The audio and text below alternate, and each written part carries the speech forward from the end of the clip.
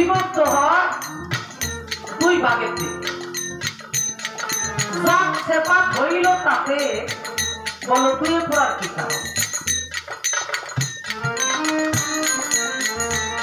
এই আল্লাহ এবং আমার নবী, আমি জানতে চাই এই দুইজন ব্যক্তির মধ্যে সিফাত কোনজন আর নাম কোনজন? এক কথায় উত্তর। আর এই কালেমার মধ্যে জাত কোনটু আর সিফাত কোনটু? আগে জাত সিফাত শুনছি, তবে ওইভাবে বলা লাগবে না, মানে সিফাত এইটুকু আর জাত এইটুকু, এইটুকুই আমরা বুঝতে পারবো। তাহলে কালেমার সাথে জড়িত রয়েছে। ছিল কালেমা আরবি লেখা নাকি ছিল ছবি আঁকা? ছিল কালেমা আরবি লেখা নাকি ছিল ছবি আঁকা? আছে এই যে একটা ব্যানার করছে, পোস্টার করছে, এটার ভিতরে দুইটা ছবি আছে, দুইটা ফটো আছে, দুইটা রূপ আছে, আছে না? এখন এই জায়গা আমরা দেখলে চিনতে পারি যেজন হইল আমার দাদা হুজুর দেওয়ান আব্দুল আহাদ চিশতি জানি, আর পাশেরটা হইল আমার মুর্শিদ কেবলা শাহ সুফি শামসুদ্দৌলা।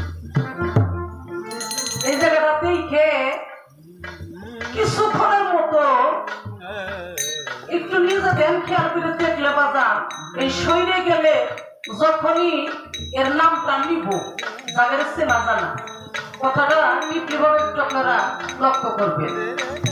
যখন আমরা দুর্দশা একটু বিপদে পড়ি বা একটু ভালোবাসার সময় হয়, তখন মুর্শিদের নামটা স্মরণ করলে কিন্তু ছবিটা চলে আসে, সামনে ছবিটা চলে আসে না, নাম নিলে ছবিটা চলে আসে। তাহলে কি শুধু নামে থাকলে হবে না, একটু বলি, আর শুধু রূপে থাকলে হবে না। দরবেশে লালন সাহেব বলেছে নামেরও সহিত রূপ, নামেরও সহিত মানে নামের সাথে নাম থাকতে হবে, তার সাথে রূপ থাকতে হবে।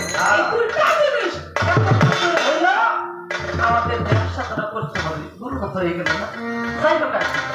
এখন আমার মূল বিষয়, এই কালেমা যখন আরশে লেখা ছিল, ওই জায়গাটি লেখার পাশে তার রূপটা ছিল, সুরতটা ছিল।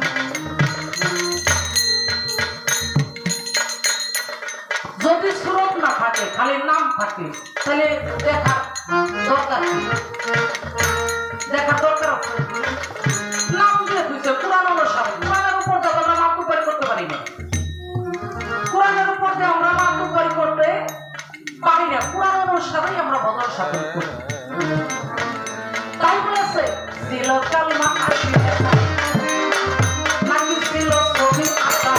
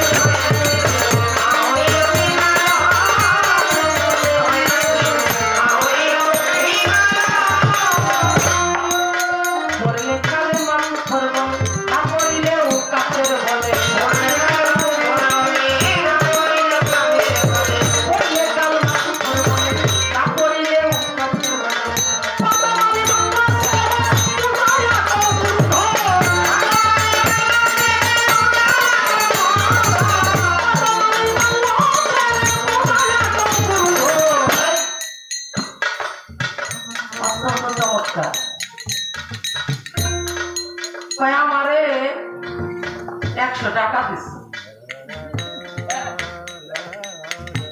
আপনারা কেউ দেখছেন? হারাইয়ে বুঝছে আমি দিতাম না টাকা, ওই নিশ্চয় দিচ্ছে, ধুয়ে দিচ্ছে, উপরটা আমার কইতেছে মানে চাইতে স্যার জিজ্ঞাসা করে, নিশ্চয় কথা আমি একটু কইনি। আবার তো সব ফাঁসা করে তাও কিন্তু না উপর থাকবে তো আমাকে বললাম যে গুরু একটু ধৈর্য ধরো জিজ্ঞাসা করেন মাপটা একটু ধৈর্য ধরো নজর যখন পড়ছে তাহলে দিবা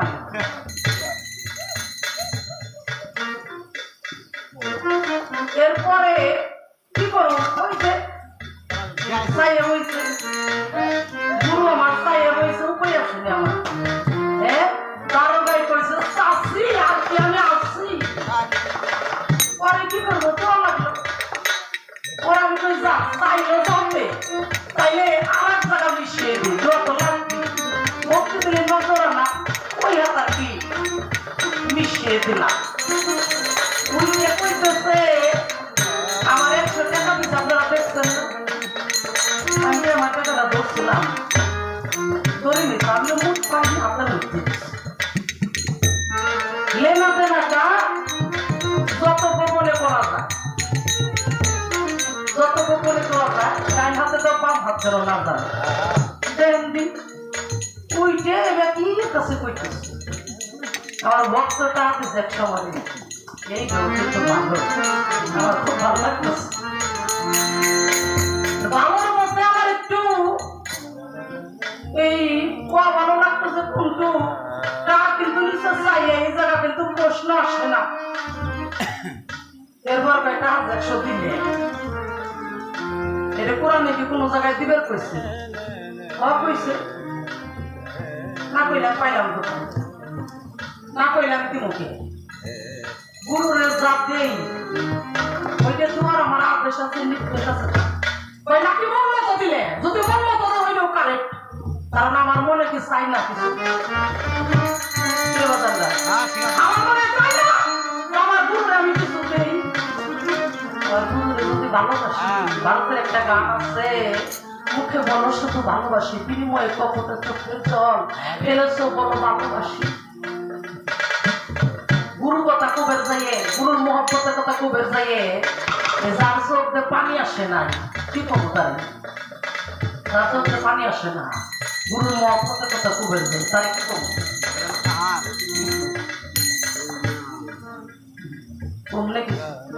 আমরা মেলা আসলে 50 বছর 60 বছর দরবারে কাটাই দিচ্ছে জীবনে এক ফোঁটা চোখের পানি দিই চোখের পানি সব চোখের পানি সব ভালোবাসায় বাইরে দুঃখেও বাইরে কিন্তু কোনো কারণে যদি না বাইরে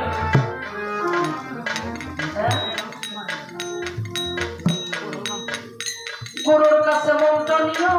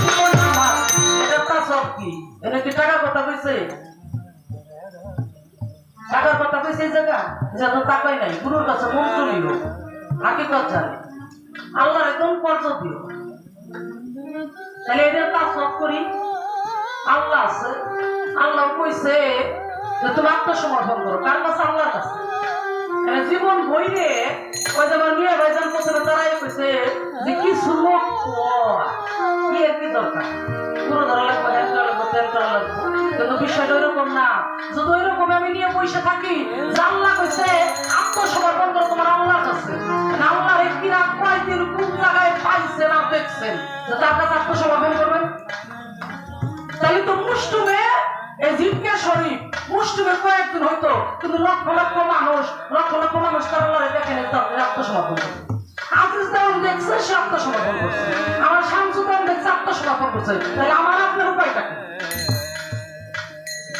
আপনার আমার উপায়টা কি? তাইলে আপনার জন্য ওলি মুর্শিদা খোদা আয়াত লেখা কোরআনে, ওলি মুর্শিদা খোদা আয়াত লেখা কোরআনে। তাইলে ওলি মুর্শিদা খোদা এইভাবে হলো আসছে, আমাদের কাছে আসছে, কিন্তু আমরা তো এইভাবে নামাই নেই, আমরা এইখান থেকে উঠাবো।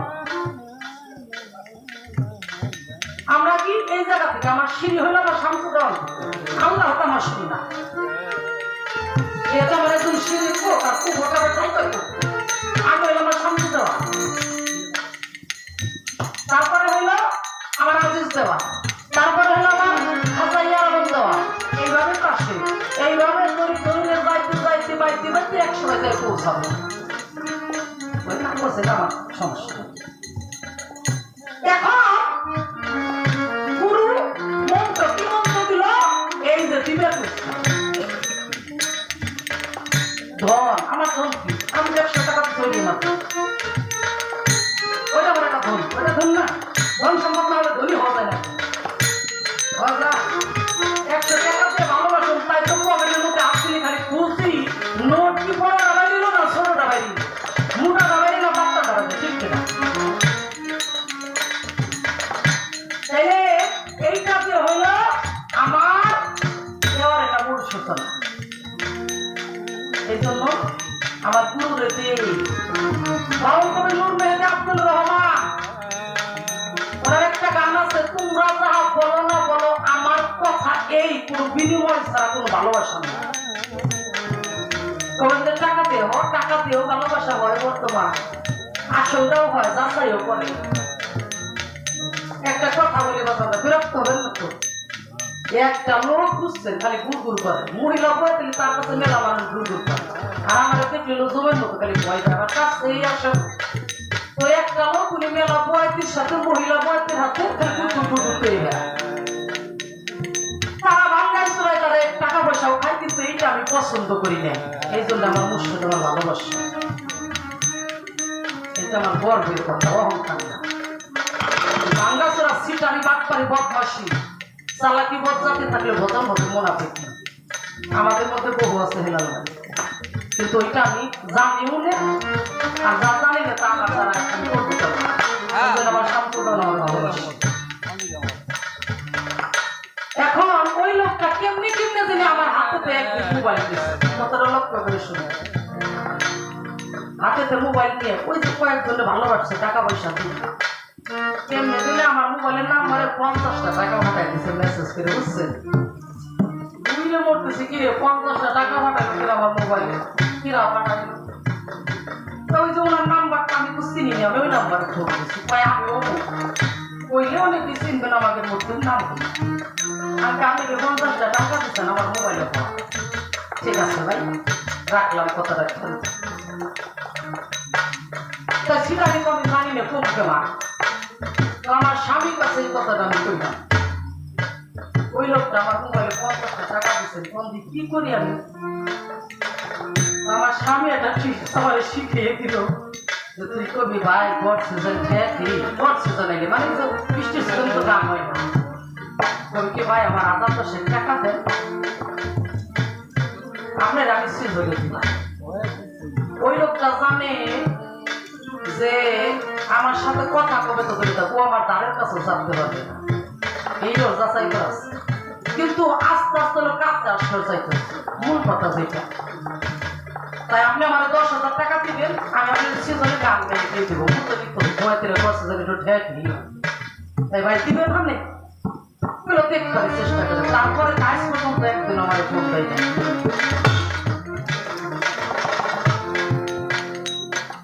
তার মানে এই না যে কোনো মহিলা বয়সে তার কাছে লাখ লাখ টাকা খাই নাই, কিন্তু জানে যাদের কাছে ধরে খাবো না, আমার 2 লাখ টাকা পেয়েও কিন্তু ভালোবাসা হয়। অর্থ না থাকলে দুনিয়ার মানুষ কিন্তু ভালোবাসে কম, অর্থ ছাড়া ভালোবাসে খালি বাবার শান্তি, অর্থ ছাড়া কেউ ভালোবাসে না। তাইলে কি এটা হলো তার দেখানো, কারণ আপনার আমি দিচ্ছি, আপনি আমার গুরু, ওইটাই আপনি আমার ফিরিয়ে দিবে। কর্জ আপনার দিচ্ছি, আমি কর্জ দিছি, ওইটা আপনি ঘুরিয়ে কেমনে দিলে আমার জ্ঞানের বাতিলে জ্বলে উঠবো, সেই হলো আপনি দক্ষিণা গাইছে। গুরু দক্ষিণা ওইটা না, অনেক বয়ের দৃষ্টিতে প্রশ্ন করে, তাকে বললাম বলত কই, বলত হেলাল ভাই, বলত কইটা জানেন? আমি তো বড় বলত, তারপর ওদের বলত কই, ওইটা কয় কি তুমি গুরু দক্ষিণা দিবা কি? আরে খোদারে, আমার তো মরম হয় না, জলেই প্রশ্ন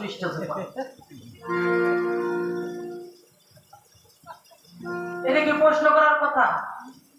গুরু দক্ষিণা প্রশ্ন করার কথা না, কি দিবে? গুরু দক্ষিণা লাইলে এই জিনিসটা তুই আমার দিবি, এটা শাস্ত্রে প্রমাণ করে। তুই আমার এই জিনিসটা, আমি তোর কাছে সারা জীবন যে শিক্ষা দিছি তার বিনিময়ে তুই গুরু দক্ষিণা পাবো না? হ্যাঁ পাবে। তাই আমি যা চাবো গুরু দক্ষিণা, ওইটা কি তুই দিবি? যদি আমার তো অবশ্যই তাই বাপি খাইছে রে, আমি গান গাই, আমার টাকা চাই না, খাইছে রে, আমার বাড়ি ঘর ভালো, সেই দিকে নজর রাখি। আমার মতো অবস্থা সেই ভাবতে, কিন্তু ভক্ত কথা ভাবে না। ভক্ত হয়েছে হেলাল ভাই, আমি আগে উপেছে এখনো করি, আমি সব দিয়ে দিচ্ছি, সব দিয়ে দিচ্ছি, তবে বেশি দিন ধরে দিই। মুড়ি বইছি আমি কমসে কম 30-32 বছর, 30-32 বছর আমার কমসে কম মুড়িদের বয়স। কারণ কি জানেন? আমার ছেলের বয়স হলো 16 বছর। আমি পালা গান গাওয়ার আগে, শিল্পী হওয়ার আগে হলে দরবারে আসছি, আর এই দরবারে আইসে আমি মুড়ি ধরেই স্টেজে দাঁড়াইছি। এই পিছনে তখন স্টেজে অসীম সরকারের সাথে গান দিয়েছিল মানুষ, আজকের কথা না, তখন আমি কিছুই বুঝি না। এখন গুরু হইলে বলবে যে লাইনি এইটা আমি চাই গুরু দক্ষিণা, তুই কি দিবি? হত দিব। তখন হইলো গুরু চাবি, আর আমি বললো তুই বুঝলো তুই, আমি না দিই, আমি তো কথা করে ফেলাইছি, কথা ভঙ্গকারী আল্লাহর দুশমন। এটা আল্লাহ গুরু দক্ষিণা, কিন্তু 100 টাকা আপনার গুরু দক্ষিণা, ওইটা আমরা একেবারে খালি হাতে নজর আমার খারাপ। একটা গান আছে, পীর গেলে বাড়ির পরে বাড়ি করো, ভয় ভক্তের খালি হাতে তারে ফেরায় না। থাকে পীর যতক্ষণ তুমি খেত মতো হও নরম, তোমার ভজনেই মিলবে রব্বানা। গুরু চরণ করো মন স্মরণ, অকালে মরণ হবে না। এটা একটা কারেন্ট 100% সত্যি। গুরু চরণ যে স্মরণ রাখে, তার অকালে মরণ হয় না। আপনি কইছেন সব দিয়ে দিচ্ছেন, আমি ওর চাইলেন না, আজকে হয়েছেন আপনার আগে আইছেন। আমি ওর শোনার জন্য ছিলাম, কালও ছিলাম, আজও আছি। কম আমি কাল কেমনে ছিলাম, ওর সাথে না আইসা আমি কালকে গেছি, তাই কাল আমি দরবারে ছিলাম। এই জন্য বাজান, এই গত বছর যাই বুঝছেন, আমি জীবনে গান লিখতে পারতাম না। গান কারে আমি বুঝতামই নেই।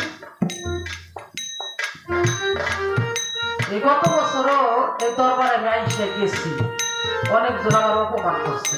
এই কথা আমি বলতে চাইছিলাম না, হেলাল ভাইয়ের কথার পরিপ্রেক্ষিতে বললাম। কারণ এই কথাটা শুনলে আমার মা, আমার দাদিমা, আমার অনেক লোক আছে, তারা অনেক কষ্ট পাবে। কেন পাবে? যে কারা তোর অপমান করলো। আমার কাশেম কাকা সেও কবে কি লাইনের অপমান করলো কিরা, কিন্তু আমি বলবো না আমি আমার অপমান করছি। অপমান করছে কি নিয়ে? ওর সাথে গান হয়, ওরা মনে করে কি কিছু লোক যে খাইছে লাইনে এসে যদি 2 হাত লাইনে গায়, তাই তো আমাকে খাওয়া নাই, আর টাকা পাবে লাইনে তো সব নিয়ে যাবে না। এই যে মনে করবে ওর সেই চাষ কি করবে, তুই হন নাম করে চাষ। আসলে কোন এই কথাটা আমার কইলি তো অপমান বোধ হয় না। যাইতে যাইতে বুঝছে, ওই দিন আমি ফার্স্ট একটা গান লিখছিলাম যে কপালে না থাকলে লেখা শুধু হবে না, কর্ম করলে। মিশামুশি খেতে মরলাম শুধু ভোগের বাজার। আজ পর্যন্ত আমি যাইও নি অনেক এইবার খালি অন্য লোক না, আমার তো মুর্শিদ কেবলা আমার দাদিমা, তারাও আমার অপমান করলো। হেলাল ভাই, আমি সবসময় সত্য কথা বলবো, আমি প্রতিবাদী লোক, কিছু জানি না, কিন্তু কথার প্রতিবাদ করতে পারবো, এটা মেনে নিতে পারি, কেননা আমি যেটা বলি এটা হলো সত্য। সত্য কথা দিদা আপনি বলছেন যে যদিও কথা সত্য আপনার খারাপ লাগবে না, কারণ আপনি সত্য কথা জানেন না, এই জন্য আমার খারাপ লাগে না।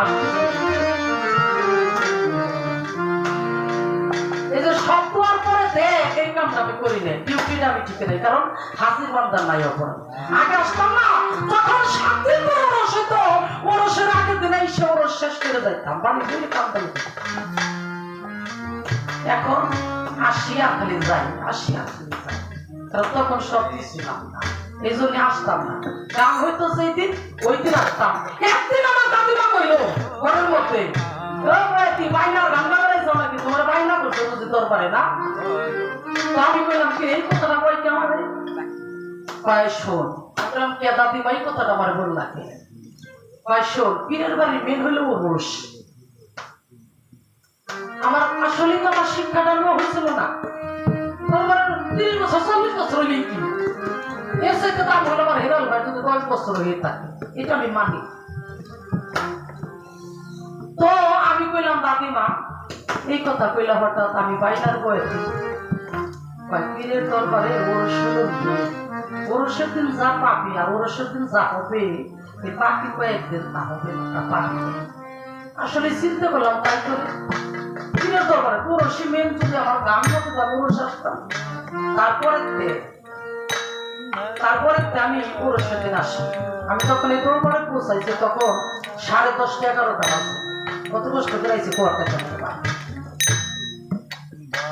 সকালবেলা আবার চলে গেছি, কালকে গেছি আজকে বানাইছি। আমার বাবু এবার পর তোর গানকে আজকে নাকি দিয়েছ, আমি জানি যে এটা ওনার মনের কথা না, এটা পাগল চেতেনের কথা। যিনি আমার সামনে ওরা আমি কোলে বিটি করে কইয়ে নিচ্ছি যে এই পথর আমার বাধা হবে দুনিয়ায়, ও জানে যে লাইনে মানবে না। দপ্তর অধিকারের মধ্যে এই কথা কটা আমার বলতে হইল। ওই যে বলছিলাম আমরা বিড়ির গল্প করবো, যারা দরবারের ভক্ত তারা একটু মন দিয়ে শুনবে, নাকি শুনবেন না? দরকার আছে আমাদের, বাইরের মানুষ শুনে কি করবো, করবো না আমরা। তো ওরসে আসি যাই আসি হাজির, আর ওরসের দিন যখন বিকাল হইল তখন কইছি যে যাবো না আমি ওরসে যাবো না, কিন্তু যখন কইছি যাবো না, আমার মনে হয় কয়েকশো বার আমি একবার ঘরে গেছিলাম আর একবার দুয়ে রেখেছিলাম।